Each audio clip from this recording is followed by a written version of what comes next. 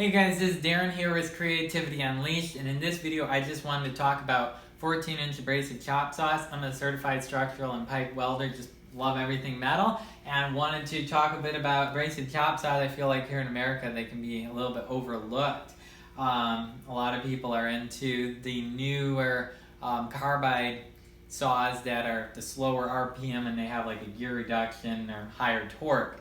And they do work pretty well. I have a rigid one that was like $800 when I got it, and they can cut pretty well, but one of the issues you run into is the blades are $100, $120 each, and in my experience cutting piles of metal with them, they only last maybe 3 times longer than an abrasive wheel. And an abrasive wheel like this can be got for about $2.80, $3 each if you go with something like Harbor Freight, which in my experiment, the blade it came with, the Milwaukee blade, I was able to get like 70 some cuts on 2-inch, 1/8-inch wall tubing.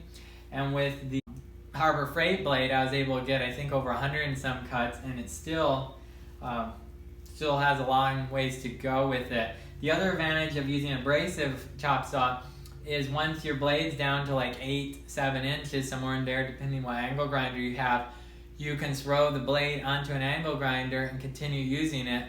I've used them down till they're just a little piece. You throw them on a 5-inch grinder, and then you throw them on your 4.5-inch grinder or whatever, and use them down till there's nothing left. So you can really get your money's worth out of the blades.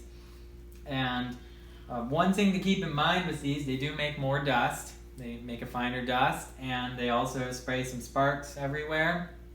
And the other thing about them is that if you're going to cut like 45-degree angles on tubing and stuff, often the blades want to wander a little bit, and so you get a bit of a bevel.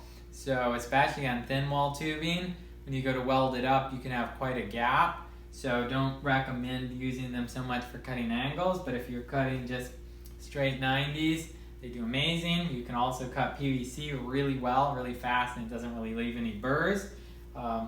That's another thing they're useful for. And the price, this was like $140, so it's hard to beat. So I hope you guys found this video helpful. I'll throw in some other footage and stuff. In my opinion, if you work with metal, you should definitely have an abrasive chop saw.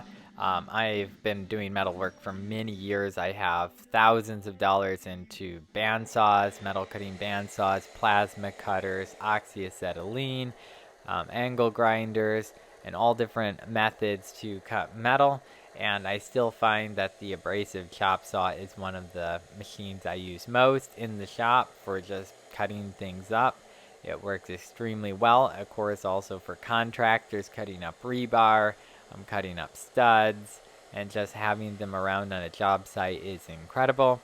They are very low cost, and they're very economical to operate, and they tend to do a really good job, especially if you don't have angles that you need to cut. If you're just cutting things at 90 degrees, they're quite brilliant, really.